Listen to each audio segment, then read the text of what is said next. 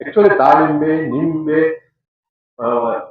ಹೋರೆಹಣ್ಣು ಇವೆಲ್ಲ ಏನಪ್ಪಾ ಅಂತಂದ್ರೆ ಬಹಳ ಗಡುಸಾಗಿರ್ತಕ್ಕಂತ ಹಣ್ಣಿನ ಬೆಳೆಗಳು ಇವು. ಎಸ್, ಅವು ದಾಳಿಂಬೆ ಈಗ ತಂದು ನೋಡ್ರಿ, ಬೇಸಾಯ ಕ್ರಮಗಳಲ್ಲಿ ದಾಳಿಂಬೆ ಒಣ ಬೇಸಾಯ ಬೆಳೀತಕ್ಕಂಥ ಬೆಳೆ, ಉಪ್ಪಿನಲ್ಲಿರ್ತಕ್ಕ ಮಣ್ಣಿರ್ತಕ್ಕಂಥ ಮಣ್ಣಲ್ಲಿ ಬೆಳಿಬಹುದು, ಕ್ಷಾರ ಇರ್ತಕ್ಕಂಥ ಮಣ್ಣಲ್ಲಿ ಬೆಳಿಬಹುದು, ಚೌಳು ಇರ್ತಕ್ಕಂಥ ಮಣ್ಣಲ್ಲಿ ಬೆಳಿಬಹುದು ಅಂತಾನೆ ಇದೆ ಇವತ್ತು. ಅದು ಅಷ್ಟು ಗರಿಸಾಗಿರ್ತಕ್ಕಂಥ ಬೆಳೆ ಇವತ್ತು ಎಂತ ಫಲವತ್ತಾದ ಮಣ್ಣಲ್ಲೂ ನಾವು ಬೆಳೆಯಕ್ ಆಗ್ತಾ ಇಲ್ಲ. ಅದು ಅಷ್ಟೊಂದು ನಾವೇನ್ ಮಾಡ್ಬಿಟ್ಟಿದೀವಿ ಅಂದ್ರೆ ಸ್ವರ್ಗಿಸ್ಬಿಟ್ಟಿದೀವಿ, ಗಿಡ ವೀಕ್ ಮಾಡ್ಬಿಟ್ಟಿದೀವಿ.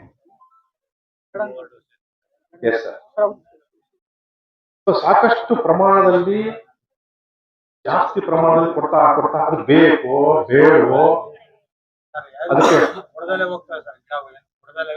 ಅದು ಅದು ಇನ್ನೊಂದು ರೀತಿಯಿಂದ ಹೋಗ್ತಾ ಇದೆ, ಹೇಳ್ತೀನಿ. ಅದಕ್ಕೆ ಬೇಕೋ ಬೇಡವೋ, ಬಾಯಾರಿಕೆ ಆಗಿದೆಯೋ ಇಲ್ವೋ, ಯಾಕಂದ್ರೆ ನನ್ನ ಅನುಭವ ಹೇಳ್ತಾ ಇದ್ದೀನಿ, ನಾನು ಬುಕ್ಸ್ ಅನುಭವಗಳನ್ನ ಹಂಚ್ಕೊಳ್ಳೋಣ ಅಷ್ಟೇ. ಸೊ ಅದಕ್ಕೆ ಬೇಕೋ ಬೇಡವೋ ಅನ್ನೋದನ್ನ ನಾವು ತಿಳ್ತಾ ಇದ್ದೀವಿ. ಇಲ್ಲಿ ನಾವು ಫಸ್ಟ್ ಹೇಳ್ತಾ ಇರೋದಪ್ಪ ಅಂತಂದ್ರೆ ನಾವು ಉಚ್ಚಾರ ಸರಿಯಾಗಿ ಮಾಡ್ತಾ ಇಲ್ಲ, ಭಾರ ಉಚ್ಚಾರಣೆ ಸರಿಯಾಗಿ ಮಾಡ್ತಾ ಇಲ್ಲ. ಯಾಕಂದ್ರೆ ದಾಳಿಂಬೆ ಇಡೀ ವರ್ಷ ಹೂ ಬರ್ತಕ್ಕಂಥ ಗುಣದ ಬರತಕ್ಕಂಥ ಬೆಳೆ. ಇಡೀ ವರ್ಷ 12 ತಿಂಗಳು ಬರ್ತಾ ಇರ್ತದೆ, ಹೂ ಬರ್ತಾ ಇರುತ್ತೆ, ಕಾಯಿ ಬರ್ತಾ ಇರುತ್ತೆ, ಹೂ ಬರ್ತಾ ಇರುತ್ತೆ, ಕಾಯಿ ಬರ್ತಾ ಇರುತ್ತೆ. ಏನೋ 1.5 ತಿಂಗಳು ಅಷ್ಟೇ ರೆಸ್ಟ್ ಇರುತ್ತೆ ಅಷ್ಟೇ, ಪಾಪ ಅದನ್ನು ರೆಸ್ಟ್ ಆಗುತ್ತಲ್ಲ ಪಾಪ. ಹಾಗಾಗಿ ಅದನ್ನ ಲಂಸಮ್ ಆಗಿ ನಮಗೆ ಬೇಕು, ಟನ್ಗಟ್ಟಲೆ ನಮಗೆ ಬೇಕು ಕಾಯಿ. ಅದನ್ನ ನಾವೇನ್ ಮಾಡ್ತೀವಿ, ಒಂದು 6 ತಿಂಗಳಿಗೆ ಸೀಮಿತವಾಗಿ ಅದನ್ನ ರೆಸ್ಟ್ ಕೊಟ್ಟು, ನೋಡಪ್ಪ ಇದು 1 ವರ್ಷದ್ದು ಒಂದೇ ಸಲ ಕೊಟ್ಬಿಡು ನನಗೆ. ಅದಕ್ಕೆ ಬಹಾರ ಉಚ್ಚಾರ ಅಂತ ಕರೀತೀವಿ. ಈ ಬಹಾರ ಉಚ್ಚಾರ ಹೆಂಗ್ ಮಾಡ್ತಾ ಇದ್ವಿ ಮೊದಲು ಅಂತಂದ್ರೆ, ನೀವು ನೋಡ್ರಿ, ಅನ್ಬೋದು, ಎಲ್ಲರಿಗೂ ಅನ್ಬೋದು, ಗಿಡ ಇನ್ನೇನು ಸಾಯ್ತಲೇ ಅನ್ನೋ ಲೆವೆಲ್ಗೆ ನಾವು ಬಿಡ್ತಾ ಇದ್ವಿ. ಹೌದಾ? ಹೋಗ್ತಾರ ನಮ್ಮ ರೈತರೆಲ್ಲ, ಗಿಡ ಏನ್ ಸ್ವರ್ಗಿದೆಯಲ್ಲೋ, ಒಣಗ್ತಾ ಇದೆ, ಸಾಯ್ತಾ ಇದೆಯಲ್ಲೋ ಅನ್ನೋ ಲೆವೆಲ್ಗೆ ಅದನ್ನ ರೆಸ್ಟ್ ಕೊಟ್ಟು ಅದನ್ನ ಬಾರಿಸ್ತಾ ಇದ್ವಿ. ಅದು ಬಹಾರ ಉಚ್ಚಾರ. ಯಾಕೆ ಅಂತಂದ್ರೆ ಅದಕ್ಕೆ ಮತ್ತೆ ನಾವು ಅದಕ್ಕೆ ಪೋಷಣೆ ನೀರು ಕೊಟ್ಟಾಗ ಯಾವ ಗಿಡ ನಾವು ಸೊರಗಿ ಬಾಡಿಸ್ತೀವಿ ಅದಕ್ಕೆ ಮತ್ತೆ ಪೋಷಣೆ ಕೊಡ್ತೀವಿ, ಸಾಕಷ್ಟು ಬರುತ್ತೆ. ಆ ಗುಣಧರ್ಮ ದಾಳಿಂಬೆ. ಅದನ್ನ ನಾವು ಬಹಳ ಉಚ್ಚಾರ ಅಂತ ಕರೀತೀವಿ. ಇವತ್ತೆಷ್ಟು ಇತರಲ್ಲಿ ಹೊಡಿತೀವಿ, ಇತರಲ್ಲಿ DAP ಹಾಕ್ತೀವಿ, ಆದ್ರೂ ಉದುರ್ತಾ ಇದೆ ಎಲೆಗಳು. ಎಲೆಗಳು ಹಣ್ಣಾಗಿ ಉದುರ್ಬೇಕು, ಸೊರಗಬೇಕು, ಸೊರಗಿಸ್ತಾ ಇದೀವಿ, ಸೊರಗ್ತಾ ಇದೆ. ಸೊ ಯಾವತ್ತಿಗೂ ಉಚ್ಚಾರ ಮಾಡ್ಬೇಕಂತಂದ್ರೆ ಗಿಡವನ್ನ ಸೊರಗಿಸ್ಬೇಕಾದ್ರೆ ಕನಿಷ್ಠ 45 ದಿವಸ ನಾವು ಅದಕ್ಕೆ ರೆಸ್ಟ್ ಕೊಡಬೇಕು. ಸೊ ಕೊಟ್ಟಾಗ ಏನಾಗುತ್ತಂದ್ರೆ ಗಿಡ ಸೊರಗ ಲೆವೆಲ್ಗೆ ಬರುತ್ತೆ. ಒಂದು ಮೃಗಬಾರ ನಮಗೆಲ್ಲ ಗೊತ್ತಿದೆ, ಜೂನ್ ಜುಲೈನಲ್ಲಿ ಮಳೆಗಾಲದಲ್ಲಿ. ಅದು ನಮ್ಮಲ್ಲಿ ಕರ್ನಾಟಕದಲ್ಲಿ ವರ್ಕೌಟ್ ಆಗಲ್ಲ. ನೆಕ್ಸ್ಟ್ ನಮ್ಗೆ ವರ್ಕೌಟ್ ಆಗೋದು ಏನಪ್ಪ ಅಂದ್ರೆ ಬೇಸಿಗೆಯಲ್ಲಿ ಹಣ್ಣು ಬರೋದು. ಹೌದಾ? ಏಪ್ರಿಲ್ ಮೇದಲ್ಲಿ ಬರೋದು. ಮತ್ತೆ ಯಾವ ಬಾರ ತಗೋಬೇಕಪ್ಪ ನಾವು? ಹಸ್ತಬಹಾರ ಅಥವಾ ಹೇಳಿದ್ರೆ ಅಂಬೆ ಬಹಾರ. ಅಂದ್ರೆ ಮೃಗ ರಾಶಿ ಮುಗಿದ ಮೇಲೆ ನಮಗೆ ಬರೋದು ಹಸ್ತಬಹಾರ. ಅಂದ್ರೆ ಸೆಪ್ಟೆಂಬರ್ ಅಕ್ಟೋಬರ್ ಅಲ್ಲಿ ನಾವು ಚಾಕಿ ಮಾಡಬೇಕಾಗುತ್ತೆ. ಯಾವಾಗ ನಿಮಗೆ ಏಪ್ರಿಲ್ ಮೇದಲ್ಲಿ ಬರ್ಬೇಕಂದ್ರೆ ಯಾವುದೇ ಹಣ್ಣಿನ ಬೆಳೆ ತಗೊಳ್ಳಿ, ಹೂವಿಂದ ಹಿಡಿದು ಕಾಯಿ ಬರ್ಬೇಕಂದ್ರೆ ಕನಿಷ್ಠ 4 ತಿಂಗಳು ಬೇಕು.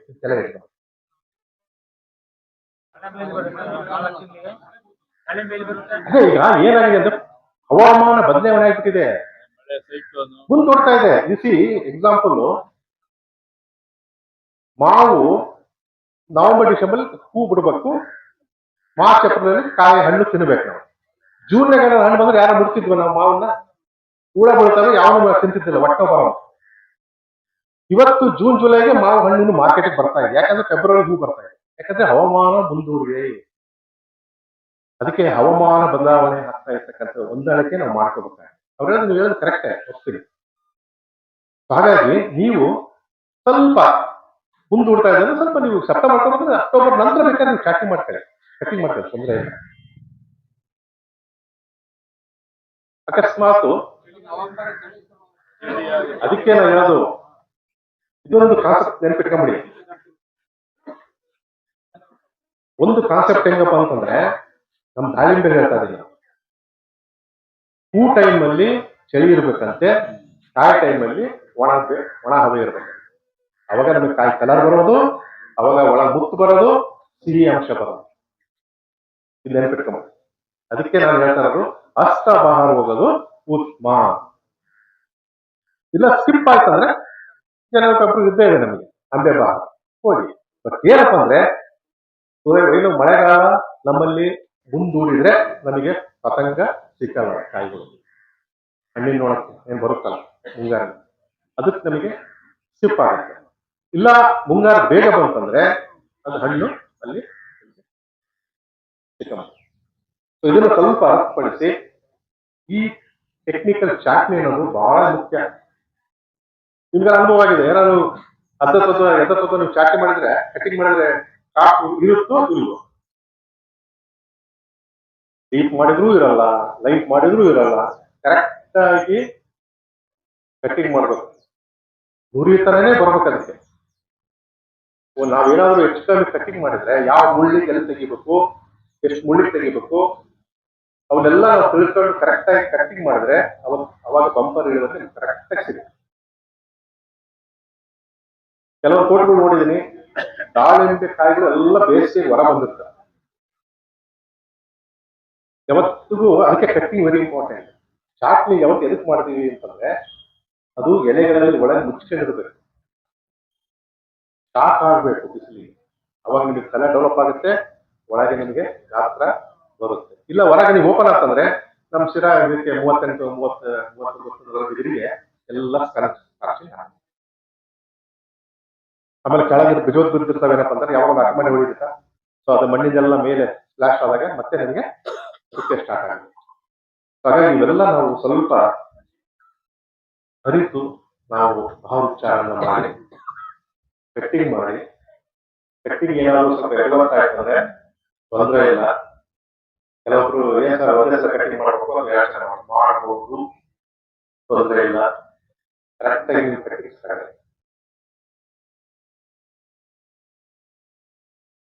ದಾಳಿಂಬೆ ಸಡನ್ ಆಗಿ ಗೊಬ್ಬರ ಕೇಳಲ್ಲ. ಕಟಿಂಗ್ ಮಾಡ್ಬಿಟ್ಟು ಈ ಕೂಡ ನೀರು ಗೊಬ್ಬರ ಈಗ ನಾವು ಕೊಡ್ತೀವಿ, ತರಕಾರಿ ಕೊಡ್ತೀವಿ, ಟೊಮೆಟೊ ಬದನೆಗೆಲ್ಲ ಕೊಡ್ತೀವಿ, ಸಿಂಪಡಣೆ ಮಾಡ್ತೀವಿ, ಗೊಬ್ಬರ ಹಾಕ್ತೀವಿ, ಮುಂದೆ ಕೊಡ್ತೀವಿ. ಇಲ್ಲ ಹಂಗಲ್ಲ, 1-2 ತಿಂಗಳು ಮುಂಚೆನೆ ನೀವು ಗೊಬ್ಬರ ಅದಕ್ಕೆ ಶೇಖರಣೆ ಆಗಿರುತ್ತೆ. ಸೊ ಹಣ್ಣಿನ ಬೆಳೆಗಳು ಯಾವತ್ತಿಗೂ ಇದನ್ನು ತಿಳ್ಕೊಂಬಿಡಿ ಕಾನ್ಸೆಪ್ಟ್. ಸಡನ್ ಆಗಿ ಊಟ ಮಾಡಲ್ಲ, ಶೇಖರಣೆ ಮಾಡುತ್ತೆ. ತನ್ನ ದೇಹದೊಳಗೆ ಶೇಖರಣೆ ಮಾಡ್ಲಿಕ್ಕೆ ಟೈಮ್ ಬೇಕು.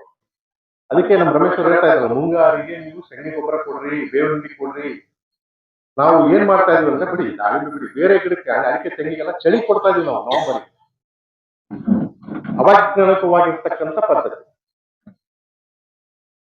ತೆಂಗಿ ಗೊಬ್ಬರ ಇವಾಗ ಏನಾದ್ರು ನೀವು ಬುಡಕ್ ಕೊಟ್ರ ಅಂತಂದ್ರೆ ಅದರಲ್ಲಿ ಈಗ ಬೆಳಗ್ಗಿಂದ ನಿಮ್ ಸಮತೋಲನ ಗೊಬ್ಬರ ಇದೆ ಅಂತ ಹೇಳ್ತಾ ಇದ್ರೆ ಅದು ಸಿಗಬೇಕಾದ್ರೆ 3 ತಿಂಗಳಿಂದನೇ ಕೊಡ್ಬೇಕು ನೀವು. ಇವಾಗ ನೀವು ಕೊಟ್ಟು 15 ದಿವಸಕ್ಕೆ ಸಿಗೋದಿಲ್ಲ, 0. ಅದಕ್ಕೋಸ್ಕರ ಮುಂಗಾರಲ್ಲಿ ಇರ್ಲಿ, ಮಳೆ ಬರ್ಲಿ ಬಿಡ್ಲಿ, ನೀವು ಬುಡಕ್ಕೆ ಹಿಂಡಿ, ಕೊಟ್ಟಿ ಗೊಬ್ಬರ, ಕುರಿ ಗೊಬ್ಬರ, ಅದೇನ ಕೋಳಿ ಗೊಬ್ಬರ ಏನ್ ಕೊಡ್ತೀರೋ ಅದೆಲ್ಲ ನೀವು ಸಾವಯವ ಪದಾರ್ಥ ಕೊಟ್ಟು ಬಿಡ್ಬೇಕು, ಅಥವಾ ರೆಸ್ಟ್ ಪೀರಿಯಡ್ ಮುಂಚೆ ಕೊಟ್ಟು ಬಿಡ್ಬೇಕು. ಅದೇನಾಗುತ್ತೆ, ತನ್ನ ದೇಹದಲ್ಲಿ ಶೇಖರಣೆ ಮಾಡುತ್ತೆ, ಕೋಲಾಕಿ ಬಿಡೋದಿಲ್ಲ ಅದು. ತನ್ನ ದೇಹದೊಳಗೆ ಅದು ಶೇಖರಣೆ ಮಾಡುತ್ತೆ. ಮುಂಬರ ದಿನಗಳಲ್ಲಿ ಏನು ಉಪಚಾರ ಮಾಡ್ತೀರಿ, ಬಹಳ ಉಪಚಾರ ಚಾಟಿ ಮಾಡ್ತೀರಿ, ಅವಾಗ ಬಹಳ ಮುಖ್ಯವಾದಂತ ಅಂಶ. ಅವಾಗ ನಿಮಗೆ ಸಾಕಷ್ಟು ಪೋಷಣೆ ಕೊಟ್ರೆ ಮುಂಚಿತವಾಗಿ ನಿಮ್ಗೆ ನೋಡಿ ಕಿತ್ತೆ ಬರುತ್ತೆ. ಹೂ ಬೆಳೆ ಆದ ತಕ್ಷಣ ಕಟ್ ಮಾಡ್ಬೋದಾ? ಕಟ್ ಮಾಡಿ, ತೊಂದರೆ ಇಲ್ಲ. ಯಾವತ್ತಿಗೂ ಇದೊಂದು ಅವ್ರಿಗೆ ಕೇಳಿದ ಒಳ್ಳೆ ಪ್ರಶ್ನೆ. ಯಾವುದೇ ರೀತಿ ನೀವು ಹಣ್ಣಿನ ಬೆಳೆ ಆಗಿರ್ಬೋದು, ದಾಳಿಂಬೆ ಯಾವ್ದೇ ಆಗಲಿ, ಲೈಟ್ ಆಗಿ ಬೆಳೆ ಆದ್ಮೇಲೆ ಅದಕ್ಕೆ ಸ್ವಲ್ಪ ಲೈಟ್ ಕಟ್ ಮಾಡಲೇಬೇಕು.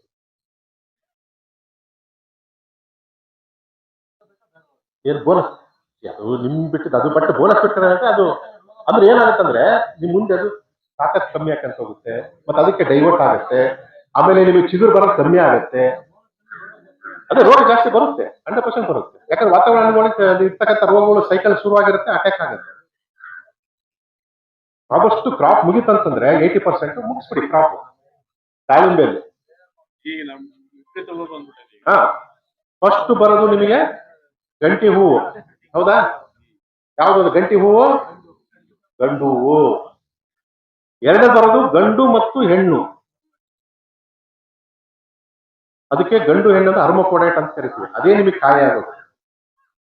ಸೊ ಫಸ್ಟ್ ಗಂಟು ಬರುತ್ತೆ, ಉದುರ್ಲಿ, ತೊಂದರೆ ಇಲ್ಲ, ಅದು ಉದುರಲೇಬೇಕದು. ಸೆಕೆಂಡ್ ಬರೋದೇನಪ್ಪ ಅಂತಂದ್ರೆ ನಿಮಗೆ ಗಂಡು ಹೆಣ್ಣು ಇರ್ತಕ್ಕಂಥ ಹೂವು. ಅದೇ ಹರ್ಮಕೋಣೆ ಸೆಲ್ಫ್ ಪಾಲಿನೇಷನ್ಗೆ ಅದು ಗಂಡು ಬೇಕಾಗುತ್ತೆ. ಅದೇ ಜೇನುಹುಳ ಅಂದ್ರೂ ನಿಮ್ ಸೆಲ್ಫ್ ಪಾಲಿನೇಷನ್ ಆಗುತ್ತೆ, ಇಲ್ಲ ಅಂತಲ್ಲ. ಅದಕ್ಕೆ ನಿಮ್ ಹರ್ಮಕೋಡೇಟ್ ಜಾಸ್ತಿ ಫ್ಲವರ್ ಅಂತಂದ್ರೆ ನಿಮಗೆ ಅಲ್ಲಿ ಸೆಲ್ಫ್ ಪಾಲಿನೇಷನ್ ಜಾಸ್ತಿ ಆಗುತ್ತೆ. ಅದನ್ನ ದಯವಿಟ್ಟು ಹಾಕೊಳ್ಳಿ. ಆಮೇಲೆ ಇನ್ಮಿಟ್ರಿಯೇಟ್ ಅಂತ ಬರುತ್ತೆ ಫ್ಲವರ್, ಅಂದ್ರೆ ಗಂಡು ಇರಲ್ಲ ಹೆಣ್ಣು ಇರಲ್ಲ ಅಂತ ಹೂವು ಬರುತ್ತೆ, ಬಟ್ ಅದು ಉದುರು ಹೋಗುತ್ತೆ, ಫರ್ಟಿಲೈಸೇಷನ್ ಆಗಲ್ಲ, ಉದುರು ಹೋಗುತ್ತೆ. ಸೊ ಹಾಗಾಗಿ ಹೂವನ್ನ ನಾವು ಬರ್ಲಿಕ್ಕೆ ಮಾಡ್ಬೇಕು. ಚಿಗುರು ಜಾಸ್ತಿ ಬಂತು, ನೀರ್ ಬಂತು, ಮಳೆ ಹೊಡಿತು, ನೀವು ನೀರು ಕೊಟ್ಬಿಟ್ರಿ, ಪೋಲಾಕಿ, ಅವಾಗ ಏನ್ ಮಾಡ್ತೀರಪ್ಪ, ಹೂ ಕಮ್ಮಿ ಆಯ್ತು. ಅದನ್ನ ತಗ್ಗಿಸ್ಬೇಕು, ಚಿಗುರನ್ನ ನೀವು ಕಮ್ಮಿ ಮಾಡಬೇಕು. ಸದ್ಯ ಕೆಲವು ಸಾಕಷ್ಟು ನಿಮಗೆ ಗೊತ್ತಿದೆ ಔಷಧಿಗಳಿಂದ, ಲಿಯೋಸಿನ್ ಅಂತ ಬರುತ್ತೆ, ಟೀಬಾ ಅಂತ ಬರುತ್ತೆ. ಸೊ 1 ಲೀಟರ್ಗೆ ಹಾಕಿ ಸಿಂಪಡಣೆ ಮಾಡಿದ್ರೆ ವೆರಿ ಸೇಫ್ ಆಗಿರ್ತಕ್ಕಂಥ ಪ್ರಚೋದಕ ವಸ್ತು, ಗ್ರೋತ್ ರಿಟಾರ್ಡ್ ಅಂತ ಕರಿತೀವಿ. ಅಂದ್ರೆ ಗ್ರೋತ್ ಅನ್ನ, ಅದ್ರ ತುದಿಯಲ್ಲಿ ಏನಿರುತ್ತೆ ಆಕ್ಸಿಜನ್ಸ್ ಅಂತ ಇರುತ್ತೆ, ಜಸ್ಟ್ ಹೇಳ್ತಾ ಇದ್ದೀನಿ, ಅದು ತುದಿಗೆ ಆಕ್ಸಿಜನ್ಸ್ ಅಂತ ಬೆಳ್ಕೊಂತ ಹೋಗ್ತಾ ಇರುತ್ತೆ, ಅದನ್ನ ರಿಸ್ಟ್ರಿಕ್ಟ್ ಮಾಡುತ್ತೆ, ಬ್ಯಾಕ್ ವಾಟರ್ ಹೋಗ್ಲಿಕ್ಕೆ ಮಾಡುತ್ತೆ. ಅವಾಗ ನಮಗೆ ಇನ್ನೊಂದು ತಿಳ್ಕೊಳ್ಳಿ, ನಮಗೆ ಕೌಟೊಂಗೆಗಳು ಜಾಸ್ತಿ ಇರುತ್ತೆ. ಎಷ್ಟು ಅಗಲ ಟೊಂಗೆಗಳು ನಮಗೆ ಜಾಸ್ತಿ ಬರ್ತವೋ ಅಷ್ಟು ಹೂ ಕಾಯಿ ಹೆಚ್ಚು. ಯಾಕಂದ್ರೆ ಮೇಲೆ ಪೋರ್ಷನ್ಗಿಂತ ಕೆಳ ಪೋರ್ಷನ್ಗಿಂತ ಮಧ್ಯಮ ಪೋರ್ಷನ್ ಹೂ ಜಾಸ್ತಿ ಇರುತ್ತೆ. ಒಂದೇ ಟೊಂಗೆಯಲ್ಲಿ ನೋಡ್ರಿ, ಅಬ್ಸರ್ವ್ ಮಾಡಿ ನೀವು, ಗಂಡು ಚಿಗುರು ಕಿತ್ತಾಕಿ ತೊಂದರೆ ಇಲ್ಲ, ಹಾಕಿ. ಬಟ್ ಏನಾಗುತ್ತಂದ್ರೆ ಚಿಗುರು ಕಿತ್ತಾಗಿ ನಂಜಾಗುತ್ತಂತ ಅಷ್ಟೇ. ಯಾಕಂದ್ರೆ ನಿಮ್ಗೆ ಗೊತ್ತಲ್ಲ, ಒಂದ್ಸಲ ಕಡ್ಡಿ ನೀವು ಚಾಟಿ ಇಟ್ಟು ಅಂತಂದ್ರೆ ಕಾಯ್ತಿರ್ತಾವ ಹೊರಗಡೆ, ಏನು ದುಂಡಾಣು. ಒಂದ್ಸಲ ನೀವು ಸ್ವಲ್ಪ ಓಪನ್ ಮಾಡಿ ಸಾಕು, ಒಳ ಬಹಳ ಡೇಂಜರ್ ದಾಳಿಂಬೆ. ಹಾಗಾಗಿ ಸೂಕ್ಷ್ಮತನ ಇಲ್ಲಿ. ಒಂದೇ ಒಂದು ಕೇಳಿ, ಜಾಸ್ತಿ ಬಂದ್ರೆ ಕಟ್ ಮಾಡಿ ಕೈಯಿಂದ ಕೇಳಕ್ ಹೋಗ್ಬೇಡಿ. ನಾನು ನೋಡಿದ್ದೀನಿ ಕೆಲವು ಬೇಡ, ಅದಕ್ಕೆ ಸಿಕೇಚರ್ ಸಿಗುತ್ತೆ, ಕಟ್ಟರ್ ಅದನ್ನ ಮಾಡಿ ಹೊಡಿಬೇಕು, ಅದು ಇಂಪಾರ್ಟೆಂಟ್. ಹಾಗೆ ಹೇಳ್ತೀನಿ, ಅದೇ ಹೇಳ್ತೀನಿ ಸರ್. ಅದಕ್ಕೆ ಅವನ್ ಬರ್ತೀನಿ, ಅದಕ್ಕೇನು ಹೇಳ್ತೀನಿ, ಅದಕ್ಕೆ ಎಲ್ಲಾನು ಮುಗಿಸ್ತೀನಿ. Definitely control. ಇವತ್ತಿಗೂ ಪ್ರಾಮಾಣಿಕವಾಗಿ ಹೇಳ್ಬೇಕಂದ್ರೆ ಇವತ್ತಿಗೂ ಅಸ್ತ್ರ ಬಹಳ ಚೆನ್ನಾಗಿ ಕೆಲಸ ಮಾಡುತ್ತೆ. ಅದನ್ನ ನಾವೇನ್ ಮಾಡ್ತಾ ಇದ್ವಿ, ಅದು ಬಳಕೆ ಮಾಡ್ತಾ ಇಲ್ಲ, ನಮ್ಗೆ ಗೊತ್ತಿದೆ ಬಳಕೆ ಮಾಡಿ. ಮತ್ತೆ ಅದು ಅವಾಗ ಏನ್ ಬಳಕೆ ಮಾಡ್ತಾ ಇದ್ವಿ ಅದೆಲ್ಲ ಬರ್ತಾ ಬರ್ತಾ ಬರ್ತಾ ಬೇರೆ ಬೇರೆ 108 ಕೆಮಿಕಲ್ ಬಂದ್ಬಿಟ್ಟಿದೆ. ನಾನಂತ ನೋಡಿದ್ದೀನಿ ದಾಳಿಂಬೆಲಿ ಸಣ್ಣ ಸಣ್ಣ ಮಹಾರಾಷ್ಟ್ರ ಬರ್ತಾವೆ, ಎಲ್ಲ ಬರ ಹಿಂದಿ ಬರ್ದಿರ್ತಾರೆ, ಎಲ್ಲ ಉರ್ದು ಬರ್ದಿರ್ತಾರೆ, ಅದ್ರಿಗೆ ಏನೋ ಅಂತ ಗೊತ್ತನೇ ಆಗಲ್ಲ. ನೋಡಿದ್ರೆ ನೀವು ಬಾಟಲ್ ತಂದು ಹೊಡಿತೀರ, ಅದು ಇಷ್ಟಿಷ್ಟೇ ಬಾಟಲ್ ಇರ್ತಾವ, ಅದ್ರಿಗೆ ಏನಿದೆ ಅಂತಾನು ಗೊತ್ತಿಲ್ಲ, ಏನಿದೆ ಅಂತ ಗೊತ್ತಿಲ್ಲ, ನನಗಂತೂ ಗೊತ್ತಿಲ್ಲ. ಮೊನ್ನೆ ಪಾವಗಡದಲ್ಲಿ ಒಬ್ಬ ರೆಡ್ಡಿ ಹೋಗಿದ್ದೆ, ಅವ್ರಿಗೆ ಔಷಧಿ ತೋರಿಸ್ತೀನಿ ಬರ್ತಾರೆ, ಹೊಡೆದ್ರೆ ತೆಗೆದು ತೋರಿಸಿದ್ರು, ಎಲ್ಲ ತುಂಬ ಬೀಳ್ತಾವೆ ಕೆಳಗಡೆ, ಅಷ್ಟು ತುಂಬಿಸ್ತಾರೆ ಒಳಗೆ ಔಷಧಿ. ಅದು ತೆಗೆದು ನೋಡಿದ್ರೆ ಎಲ್ಲಾ ಸಣ್ಣ ಸಣ್ಣ ಸಣ್ಣ ಡಬ್ಬಿಗಳು, ಅದ್ರಿಗೆ ಏನಿದೆ ಅಂತಾನು ಗೊತ್ತಿಲ್ಲ, ನೋಡಕ್ ಆಗ್ತಾ ಇಲ್ಲ, ಬರೀ ಮ್ಯಾನುಫ್ಯಾಕ್ಚರ್ ಬಾಯ್ ಅಷ್ಟೇ, ಅದು ಹಿಂದೆ ಬರ್ದಿರ್ತಾರೆ. ಹಾಗಾಗಿ ಅಷ್ಟೊಂದು ನನ್ನ ಪ್ರಕಾರ ಬೇಕಾಗಿದೆ. ನಮ್ಮ ರಮೇಶ್ವರ್ ಹೇಳ್ತಾ ಇದ್ದಾರೆ, ಅಷ್ಟೇ ಸಿಂಪಲ್, ವೆರಿ ಸಿಂಪಲ್. ಏನ್ ಹೇಳ್ತೀನಿ ಕೇಳಿ, ಒಂದು 2-3 ಟಿಪ್ಸ್ ಹೇಳ್ಬಿಡ್ತೀನಿ, ತಿಳ್ಕೊಂಬಿಡಿ.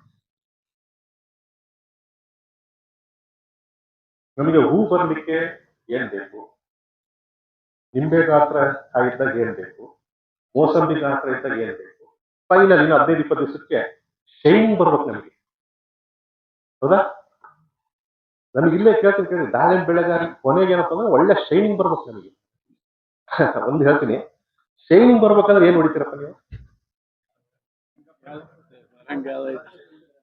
ನಾನು ಒಂದೇ ಒಂದು ಶೈನಿಂಗು, ಆ ಚುಕ್ಕೆ ರೋಗ, ಯಾಕಂದ್ರೆ ನಾನು ಸುಮಾರು 25 ವರ್ಷದಿಂದ ಇದನ್ನ ಶಿಫಾರಸ್ ಮಾಡ್ಕೊಂತ ಬರ್ತಿದ್ದೀನಿ, ಒಳ್ಳೆ ಪರ್ಫಾರ್ಮೆನ್ಸ್ ಇದೆ. ಅದೆಲ್ಲ ನೀವು ಹೊಡಿತಾ ಇದ್ದೀರಿ, ಬಟ್ ಯಾವಾಗ ಹೊಡಿಬೇಕಂತ ಗೊತ್ತಿಲ್ಲ.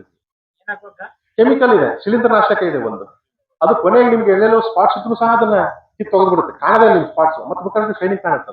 Roko just chemical, safe chemical. 8 ರಿಂದ 12 ದಿವಸಕ್ಕೆ ನಿಮಗೆ ಅದು ಹೋಗೇ ಬರ್ತದೆ, ರೆಸಿಡ್ಯೂ ಇರೋದೇ ಇಲ್ಲ ಅದು. ಆಮೇಲೆ ಏನ್ ಕೊಡುತ್ತೆ, ಶೈನಿಂಗ್ ಕೊಡುತ್ತದೆ. ಹೊಡೆದ್ ನೋಡ್ರಿ ನೀವು ರೋಕೋ. ಇನ್ನೇನ್ 15 ದಿವಸ ನಾವು ಕೊಯ್ಲು ಮಾಡ್ತೀವಿ, 2 ಗ್ರಾಮ್ 1 ಲೀಟರ್ ಹಾಕಿ ರೋಕೋ ಹೊಡಿರಿ, ನಿಮ್ಗೆ ಚಿಕ್ಕನೂ ಬರಲ್ಲ, ಹೊಳಿತಾ ಇರುತ್ತೆ ಕಾಯಿಗಳು. ನಮಗೇನಪ್ಪಾ, ನಮಗೇನಪ್ಪ ರೈತನಿಗೆ ಏನ್ ಬೇಕು, ಮಾರ್ಕೆಟ್ ರೇಟು ಕಾಸು ಕೊಡ್ಬೇಕಷ್ಟೇ, ಟ್ರೈನಿಂಗ್ ಇರ್ಬೇಕು, ಅದು ಫಸ್ಟ್ ಪ್ರಿಫರೆನ್ಸ್ ನಮ್ಗೆ ಬೇಕಾಗಿದೆ. ಹಾಗಾಗಿ ಆಮೇಲೆ ಸೇಫ್ ಕೆಮಿಕಲ್, ಯಾಕಂದ್ರೆ ಇವತ್ತು ಮಾರ್ಕೆಟ್ ಅಲ್ಲಿ ಕಾಂಬಿ ಪ್ರಾಡಕ್ಟ್ 2 ಹೊತ್ತು 3 ಇವಾಗ 3 ಬರ್ತದೆ. ಇವಾಗ ಮತ್ತೆ ಈಗ ಎರಡು ಜಮಾನ ಹೋಯ್ತಿವಲ್ಲ, ಈಗ 3 ಕೆಮಿಕಲ್ ಬರ್ತವೆ. ಇವತ್ತು ಹೊಡೆದ್ರೆ 28 ದಿವಸ ನಿಮಗೆ ಅದು ಒಳಗೆ ಹಂಗೆ ಇರುತ್ತೆ ಕಾಯಿ. ಇವತ್ತು ನೋಡಿದ್ರೆ ಪೇಪರ್ ನೋಡಿದ್ರೆ ಜಪಾನ್ನರು ಮಾವು ವಾಪಸ್ ಕಳಿಸ್ತಾವ್ರೆ, ತಗೊಳಪ್ಪ ನಿಮ್ ಮಾವು ಬೇಡ, ನಿಮ್ ಭಾರತದ ಮಾವು ವಾಪಸ್. ಅಲ್ಲ ಅಲ್ಲಿ ಹೋಗ್ತಿತ್ತು ಅಟ್ಲೀಸ್ಟ್. ಈಗ ನಿಮ್ದು ಅಲ್ಲಿ ಎಕ್ಸ್ಪೋರ್ಟ್ ಆಗಿದ್ರೆ ಈಗ ವಾಪಸ್ ಬಂತು ನಿಮ್ದು. ಯಾಕಂತಂದ್ರೆ ನಾವು ಹೊಡಿತಕ್ಕಂತ ಔಷಧಿ ಪ್ರಮಾಣ ಎದ್ದವತ್ತ ಹೊಡಿತಾ ಇದೀವಿ. 28 ದಿವಸ ಅದರಲ್ಲಿ ಔಷಧಿ ಇರುತ್ತೆ. ಏನು ವೆರಿ ಸಿಂಪಲ್, ಯಾರು ಗೊತ್ತಾ, ಮೈತೊತ್ತು ಸುಣ್ಣ ಮಾಡ್ಕೊಂಡಿದ್ರು. ಯಾರು ಮಾಡ್ಕೊಂಡಿಲ್ಲ, ಬಿಟ್ಬಿಟ್ಟಿದ್ರಿ ಎಲ್ಲ. ಅಸ್ತ್ರ ಅದು ನಿಜವಾಗ್ಲೂ ನಾನು ಹೇಳ್ತೀನಿ ಕೇಳಿ, ಮೈತುತ್ತು ಸುಣ್ಣ ನಂಬರ್ 1 ದಾಳಿಂಬೆಗೆ ಮಾಡ್ತಾ ಬನ್ರಿ. ಹೇಳ್ತೀನಿ, ಮೈತುತ್ತು ಅದು ಅದ್ರ ಮುಂದೆ ಬೇರೆ ಏನೂ ಇಲ್ಲ. ಈಗ ನೀವು ಸ್ಟೆಪ್ಟೋಸೈಕ್ಲಿನ್ ಹಾಕ್ತಿರಲ್ಲ, ಬ್ಯಾಕ್ಟರ್ ನಾಶು, ಇವೆಲ್ಲ ಏನ್ ಗೊತ್ತಾ, ನಿಮ್ಮ ಟೊಮೆಟೆನ ಗಟ್ಟಿ ಮಾಡುತ್ತದು. ಎಷ್ಟು ಪ್ರಮಾಣ ಹೊಡಿತಾ ಬರ್ತೀರಿ, ಕಾಯಿಗಳು ಬಿರುಸು ಬರ್ತಾವ ನಿಮ್ಮವು. ಆ ಸ್ಟೆಪ್ಟೋಸೈಕ್ಲಿನ್ ಬೆರೆಸ್ತಿರಲ್ಲ, ಅದು ಎಷ್ಟು ಬೆರೆಸ್ತಾರೋ ಅಷ್ಟು ಬಿರುಸಾಗತ್ತೆ ನಿಮಗೆ ಕಾಯಿಗಳು, ಆಮೇಲೆ ಶೇಪ್ ಕಳ್ಕೊಳ್ಳುತ್ತೆ. ಹಾಗಾಗಿ ಒಂದು ಅಸ್ತ್ರ ಏನಪ್ಪಾ ಅಂತಂದ್ರೆ ಮೈತುತ್ತು ಸುಣ್ಣ 3% ನಿಮಗೆ ಕಂಟ್ರೋಲ್ ಬರ್ತಕ್ಕಂಥದ್ದು. ಮತ್ತೆ ಏನು ಅದು ಬಿಡಲ್ಲ ಒಳಗಡೆ. ನೀವು ಕಟ್ ಮಾಡ್ತಾರ ಮೈತುತ್ತು ಇಲ್ಲ, ಸಿಂಪಡಣೆ ಮಾಡ್ಬೇಕು. ಹೌದೌದೌದು. ಒಂದು ಪದ್ಧತಿ ಏನಿದೆ ಗೊತ್ತಾ, ಚಾಚಿ ಮಾಡಿದ ಮೇಲೆ ಕಂಪಲ್ಸರಿ ನೀವು ಮೈತುತ್ತು ಸುಣ್ಣ ಸಿಂಪಡಣೆ ಮಾಡಲೇಬೇಕು. ಇವತ್ತು ಮಾಡ್ಕೊಳ್ಳೋದಕ್ಕೋಸ್ಕರ ಇವತ್ತೆಲ್ಲ ಒಳಗೆ ಹೋಗ್ತಾ ಇದೆ. ಗೋಡನೆ ನೀವು ಮಾಡ್ಕೊಳ್ಳಿ ಅಂತ ಹೇಳ್ತಾರದು.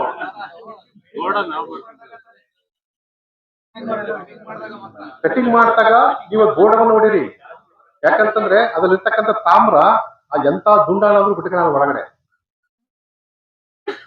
ಸುಣ್ಣ ಅಲ್ಲ ಬೇಕಾಗಿಲ್ಲ, ಅಗಲ ಹೊಡೆಯಕ್ ಹೋಗ್ಬೇಡ್ರಿ. ಮೈತುತ್ತು ಬಿರುಸು ಬಂದ್ಬಿಡುತ್ತೆ, ಅಗಲ ಹೊಡೆಯಕ್ ಹೋಗ್ಬಾರ್ದು. ಸುಮ್ಮನೆ ಮೈತುತ್ತು ಐತಂತ ಹೊಡೆಯಕ್ ಹೋಗ್ಬಿಡಿ. ಕಟ್ಟಿಂಗ್ ಮಾಡೋ ಟೈಮಿಗೆ ಮತ್ತೆ ಹೂ ಟೈಮಿಗೆ ಕಾಯಿ ಟೈಮಿಗೆ ಒಂದು 5 ರಿಂದ 6 ಸಿಂಪಡಣೆ ನಮ್ಮ ಪ್ರಕಾರ ರೆಕಮೆಂಡೇಶನ್ ಇದೆ ಮೈತುತ್ತು ಸುಣ್ಣ.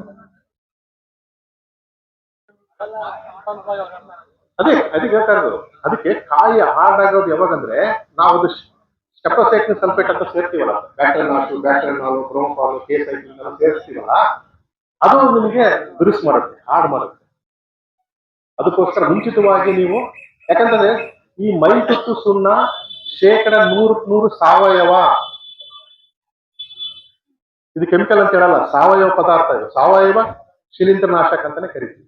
ಸೊ ಶಿಲೀಂಧ್ರ ನಾಶ ಮಾಡುತ್ತೆ. ನಿಮಗೆ ಸ್ಕ್ಯಾಬ್ ಅಂದ್ರೆ ಕಾಯಿಲೆಲ್ಲ ಚುಕ್ಕೆ ಬರೋದು, ಒಂಥರ ಈಗ ಬಿಸಿಲಿಗೆ ಸುಟ್ಟಂಗಾಗಿರುತ್ತಲ್ಲ, ಅದಕ್ಕೆ ಸ್ಕ್ಯಾಬ್ ಅಂತಾರೆ. ಅದನ್ನ ಸಹ ನೀಗಿಸುತ್ತೆ.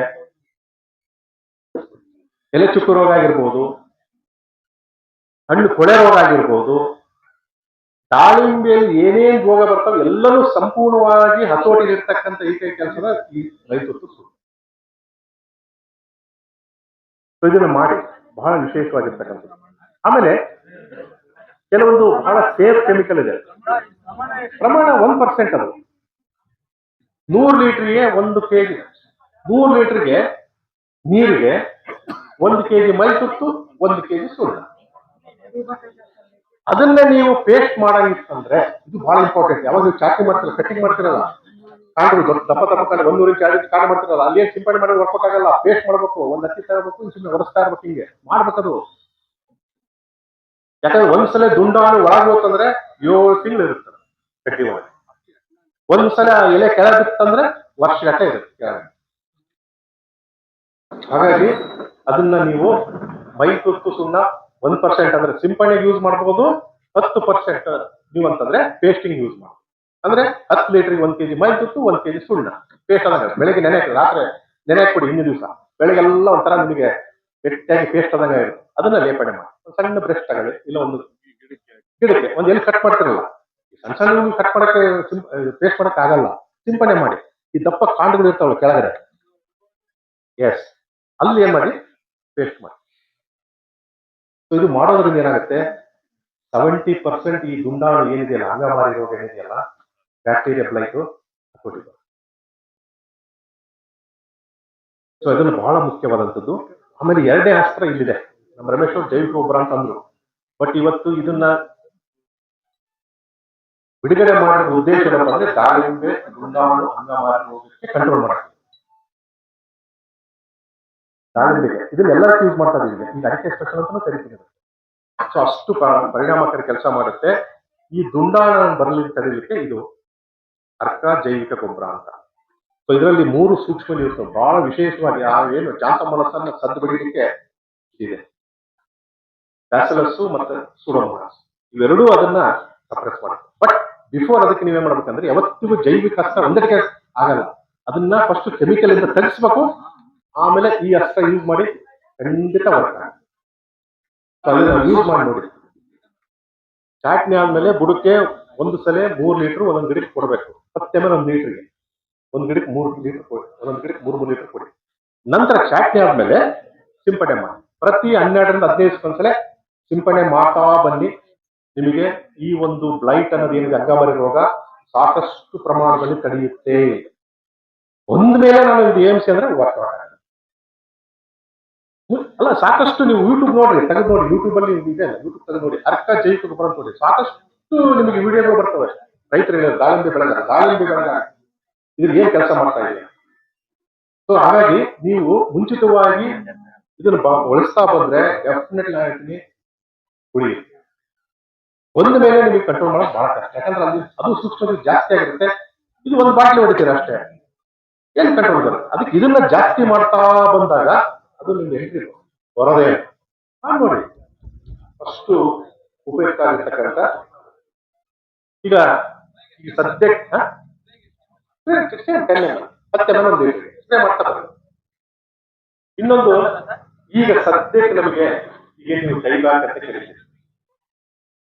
ಡೈಬ್ಯಾಕ್, ಇದು ಡೈಬ್ಯಾಕ್ ಏನಪ್ಪ ಅಂದ್ರೆ ಸ್ವರ್ಗ ರೋಗ. ಮೊದಲು ನಾವು ದಾಳಿಂಬೆ ಏನಂತ ಇದ್ವಿ ಅಂದ್ರೆ, ಒಂದು ಆಕಾರ ಹೆಂಗಿರ್ಬೇಕು ದಾಳಿಂಬೆ ಅಂದ್ರೆ, ಒಂದೇ ಒಂದು ಕಾಂಡ ಇರಬೇಕು, ಟ್ರಂಕ್ ಅಂತಿಲ್ಲ ಅದು ಇರಬೇಕು, ಮತ್ತೆ ಬ್ರಾಂಚಸ್ ಶುರುವಾಗಬೇಕು ಅಂತ ಅವಾಗ ಮಾಡ್ತಾ ಇದ್ವಿ. ಅದು ಒಂದು single stem. So single stem concept ಅವಾಗಿತ್ತು, ಅದು ಬಹಳ ಉಪಯೋಗ ಆಗಿರ್ತಕ್ಕಂಥದ್ದು. ಸೊ ಇವಾಗ ಏನಾಗಿದೆ, ಮಲ್ಟಿ ಸ್ಟೆಮ್ ಸಿಸ್ಟಮ್ ಬಂದಿದೆ. ಅಂದ್ರೆ ಒಂದು ಮಿನಿಮಮ್ 4ರಿಂದ 5 ಸ್ಟೆಮ್ ಇರಲೇಬೇಕು ದಾಳಿಂಬೆ. ಯಾಕಂದ್ರೆ ಈ ಬಂದಿದೆ ಡೈಬ್ಯಾಕ್, ಸ್ವರ್ಗ ರೋಗ, ಅದಕ್ಕೋಸ್ಕರ ರೆಕಮೆಂಡ್ ಮಾಡಿದ್ವಿ. ಅಂದ್ರೆ ಸ್ವರ್ಗ ರೋಗ ಏನಪ್ಪ ಅಂತಂದ್ರೆ 1-2 ಸ್ಟೆಮ್ ಬಂದ್ರೆ ಅವ್ರು ತೆಗೆದು ಹಾಕ್ಬೋದು, ಇಲ್ಲಿ 3 ಸ್ಟೆಮ್ ಉಳಿತವೆ. ಅದೇ ಕಾರಣ. ಸೊ ಇದರಲ್ಲಿ ಏನಾಗ್ತಾ ಇದೆ ಅಂತಂದ್ರೆ, ಈ ಡೈಬ್ಯಾಕ್ ಸ್ವರ್ಗ ರೋಗ ಸ್ಪ್ರೆಡ್ ಆಗ್ತಾ ಇದೆ. ಒಂದು ಗಿಡ ಇನ್ನೊಂದು ಸ್ಪ್ರೆಡ್ ಆಗ್ತಾ ಇದೆ. ಫಸ್ಟ್ ಪ್ಯಾಚ್ ಬರುತ್ತೆ, ಒಂದೇ ಗಿಡ ಸೀರಿಯಸ್ ಆಗಿ ಬರಲ್ಲ. ಈ ಅಣಬೆ ರೋಗ ತೆಂಗಲ್ಲಿ ಹೆಂಗೆ ಅಡಿಕೆಯಲ್ಲಿ ಹೆಂಗ್ ಬರುತ್ತೆ ಅಣಬೆ ರೋಗ, ಅಲ್ಲೊಂದು ಹಂಗೆ ಬರ್ತಾ ಇರುತ್ತೆ. ಇದ್ರದ್ದು ಮೊದಲ ಸಿಂಪ್ಟಮ್ಸ್ ಏನಪ್ಪಾ ಅಂತಂದ್ರೆ, ತುದಿಯಿಂದ ಹಳದಿ ಆಗ್ತಕ್ಕಂಥ ಗರಿಗಳೆಲ್ಲ ಹಳದಿ ಆಗ್ತಾ ಇದೆ. ಸ್ವಲ್ಪ ನಮಗೆ ಸಾರ್ವಜನಿಕ ಕಮ್ಮಿ ಆಗಿದೆ, ಇದು ಪೋಷಣೆ ಕಮ್ಮಿ ಆಗಿದೆ ಸರಿಯಪ್ಪ ಅಂದ ಲೆವೆಲ್ಗೆ ಅದು ನಿಮಗೆ ಕಾಣುತ್ತೆ ಚಿಹ್ನೆ. ಈ ಸ್ವರ್ಗ ರೋಗ ಇಷ್ಟೊಂದು ಪ್ರಮಾಣದಲ್ಲಿ ನಮ್ಗೆ ಕಂಟ್ರೋಲಿಗೆ ಬರ್ತಾ ಇಲ್ಲ. ಯಾಕಂತಂದ್ರೆ ಏನಾಗಿದೆ ಪರಿಸ್ಥಿತಿ ಅಂತಂದ್ರೆ, ಇದರಲ್ಲಿ 3 ಸೇರಿದವು, ಒಂದಲ್ಲ ಕಂಟ್ರೋಲ್ ಮಾಡಬಹುದಿತ್ತು. ಇಲ್ಲಿ 3 ಸೇರಿದವೆ. ಮೊದಲಿಗೆ ಅಂದ್ರೆ ಮೊದಲೇನು ಬರ್ತಾ ಇತ್ತು ಸ್ವರ್ಗ ರೋಗ, ಅಲ್ಲೊಂದು ಹೋಗ್ತಾ ಇತ್ತು, ಒಂದ್ ತಿಂಗಳು ಇಲ್ಲೊಂದು ಹೋಗ್ತಾ ಇತ್ತು, ಇನ್ನೊಂದು ತಿಂಗಳು ಅಲ್ಲೊಂದು ಹೋಗ್ತಾ ಇತ್ತು. ಅದಕ್ಕೆ ಸ್ಲೋ ಬಿಲ್ಟ್ ಅಂದ್ರೆ ಸ್ವಲ್ಪ ಕಡಿಮೆ ಪ್ರಮಾಣದಲ್ಲಿ ಸ್ವರ್ಗ ರೋಗ ಬರ್ತಾ ಇತ್ತು. ಅದಕ್ಕೆ ಫಿಸೇರಿಯಂ ಅಂತ ಒಂದು ಶಿಲೀಂಧ್ರ. ಇವತ್ತಿನ ದಿವಸ ಏನಾಗಿದೆ ಅಂದ್ರೆ ಅದ್ರ ಜೊತೆಗೆ ಇನ್ನೊಂದು ಸೇರಿದೆ ಹೊಸದಾಗಿ. ಕಳೆದ ಆಲ್ಮೋಸ್ಟ್ 8-10 ವರ್ಷ ಆಗಿದೆ. ಸೊ ಒಂದ್ ಕಡೆ ಬಂತು ಅಂದ್ರೆ ಒಂದ್ ಕಡೆ ಇನ್ನೊಂದು 10, 15, 20 ಹಿಂಗ್ ಹೋಗ್ತಾ ಇರ್ತಾರೆ. ಇದು ಇನ್ನೊಂದು ಶಿಲೀಂಧ್ರ, ಸೆರಟಾಕ್ಸಿಸ್ ಫೆಬ್ರಿಕೈಟ ಅಂತ ಇದೊಂದು ಶಿಲೀಂಧ್ರ. ಇದು ಕ್ವಿಕ್ ವಿಲ್ಟ್ ಅಂತ ಕರೀತೀವಿ. ಇದು ಜೊತೆಗೆ ಸೇರಿದೆ, ಫಿಸೇರಿಯಂ ಇರುತ್ತೆ, ಇದು ಇರುತ್ತೆ. ಅದ್ರ ಜೊತೆಗೆ ಇನ್ನೊಂದು ಸೇರಿದೆ, ಏನು ಕೀಡೆ, ನಾನು ಬರ್ತೀನಿ ಅಂತ ಏನಂತ. ಯಾಕಂದ್ರೆ ಈ ಒಂದು ಫ್ಯಾಬ್ರಿಕೇಟ್ ಏನಂತಂದ್ರೆ ಒಳಗಡೆ ಅದೊಂದು ಮೆಟಬಲೈಟಿಕ್ ಒಂದು ಅಂಶ ಬಿಡ್ತಾ ಇರುತ್ತೆ. ಅದನ್ನ ತಿನ್ಲಿಕ್ಕೆ ಈ ಶಾರ್ಟ್ ಹೋಲ್ ಬೋರ್ ಸಣ್ಣ ಸಣ್ಣ ಸಣ್ಣ ಸಣ್ಣ ಚುಚ್ಚು ಎಲ್ಲಿ ಸ್ವರ್ಗ ರೋಗ ಬಂದಿರುತ್ತೆ ತೆಗೆದು ಗಿಡ ತೆಗೆದು ನೋಡಿ, ಅಟ್ಲೀಸ್ಟ್ ತೆಗೆದು ನೋಡಿ, ಅದ್ರ ಒಳಗೆಲ್ಲ ಚುಕ್ಕು ಚಿಕ್ಕು ಚಿಕ್ಕು ಸಣ್ಣ ಸಣ್ಣ ಸಣ್ಣ ಒಂದು ಪಿಂಚ್ ಸುತ್ತಂಗಿರುತ್ತೆ ಚುಕ್ಕಿ. ಅದು ಶಾರ್ಟ್ ಹೋಲ್ ಬೋರ್ ಎದಕ್ಕೆ ಬಂದಿರುತ್ತೆ ಅಂದ್ರೆ ಇದು ಬಿಟ್ಟಿರುತ್ತಂತ ಅದು ಬಂದಿರುತ್ತೆ ತಿನ್ಲಕ್ಕೆ, ಅದು ಡ್ಯಾಮೇಜ್ ಮಾಡುತ್ತೆ. ಅದ್ರ ಜೊತೆಗೆ ಇನ್ನೊಂದು ಬರುತ್ತೆ. ಈಗ ಮಳೆ ಜಾಸ್ತಿ ಆದಾಗ ಇಂಥ ಟೈಮಲ್ಲಿ ಮಳೆ ಜಾಸ್ತಿ ಆಯ್ತಂದ್ರೆ ನಿಮಗೆ ಒಂಥರ ಮೇಲೆ ಬೂಸ್ಟ್ ಬಂದಂಗಿರುತ್ತೆ. ನೋಡಿದ್ರೆ ಈ ಸ್ವರ್ಗ ರೋಗ ಯಾವ್ದು ಗಿಡ ಎತ್ತಾಗ ಬೇರೆ ಎತ್ತಾಗ ನಿಮಗೆ ಬೂಸ್ಟ್ ಬಂದಂಗಿರುತ್ತೆ, ವೈಟ್ ಕಲರ್ ಬೂಸ್ಟ್. ಸ್ಕ್ಲಿರೋಶಿಯಂ ಅಂತ ಇನ್ನೊಂದು ಫಂಗಸ್, ನಾನು ಬರ್ತೀನಿ ಅಂತ.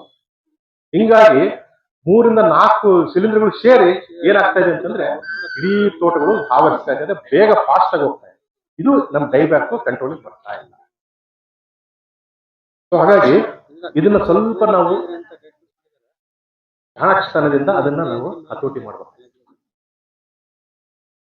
ಅದನ್ನ ಯಾವ ರೀತಿ ನಾವು ಮಾಡ್ಬೇಕು ಅಂತಂದ್ರೆ, ಒಂದು ಗಿಡ ಏನಾದ್ರು ಬಂತು ಅಂತಂದ್ರೆ 2 ನಾವು ಬಿಟ್ಬಿಡ್ತೀವಿ ಹಂಗೆ. ಅದನ್ನ ಇಲ್ಲಿ ನಮ್ಮ ಸಮಸ್ಯೆ ಅದೇ ನಮ್ ಬರ್ತಾ ಇರೋದು. ಒಂದು ಗಿಡ ಬಂತು ಅಂತಂದ್ರೆ ಅಥವಾ ಹಳದಿ ಆಗ್ತಂದ್ರೆ ಒಂದ್ 2 ಈಗ ಮಲ್ಟಿ ಸ್ಟೆಮ್ ಅಂದ್ವಲ್ಲ, ಒಂದು 4-5 ಟೊಂಗೆಯಲ್ಲಿ ಒಂದು 2 ಟೊಂಗೆ ಸ್ವಲ್ಪ ಏನೋ ಸೊರದಂಗ ಆಗಿದ್ದಾವೆ, ಎಲೆಗಳು ಉದುರ್ತಾ ಇರೋದು, ಇಮಿಡಿಯೇಟ್ ಆಗಿ ಅದು ಸ್ವರ್ಗ ರೋಗ ಅಂತ ತಿಳ್ಕೊಂಡು ನಾವು ತೆಗೆದು ಬಿಡ್ಬೇಕನ್ನ ಏನೋ ಆ 2 ಟೊಂಗೆಗಳನ್ನ. ಇಲ್ಲಾಂದ್ರೆ ಏನಾಗುತ್ತೆ, ಅದು 10 ಗಿಡ ತಗೊಳ್ಳೋ ವ್ಯವಸ್ಥೆ ಮಾಡುತ್ತೆ. ಅದನ್ನ ನಾವು ತೆಗಿತಾ ಇಲ್ಲ, ಹಾಗೆ ಬಿಡ್ತಾ ಇದೀವಿ. ಎಲ್ಲಿ ಅದು ಒಣಗಿ ಹೋಗಿ ನೋಡೋಣ ಅಂತ. ಅವಾಗ ಏನಾಗುತ್ತೆ, ಇಡೀ ಎಲ್ಲ ತೋಟದ ಸ್ಪ್ರೆಡ್ ಆಗಿಬಿಡುತ್ತೆ. ಅದಕ್ಕೆ ದಯವಿಟ್ಟು ಸ್ವರ್ಗ ರೋಗ ಇರೋದು ದಯವಿಟ್ಟು ರೋಟೋವೇಟರ್ ಮಾಡಬೇಡಿ, ಉಳುಮೆ ಮಾಡಬೇಡಿ. ಈಗ ಅಣಬೆ ರೋಗಕ್ಕೆ ಹೆಂಗ್ ಹೇಳ್ತೀವಿ ಅಡಿಕೆಯಲ್ಲಿ ಉಳುಮೆ ಬೇಡ ಅಂತಂದು, ಇಲ್ಲೂ ಅಷ್ಟೇ ಅದೇ ಪರಿಸ್ಥಿತಿ ಬಂದಿದೆ. ಹಾಗಾಗಿ ದಯವಿಟ್ಟು ರೋಟೋವೇಟರ್ ಯಾರು ಮಾಡಬಾರ್ದು.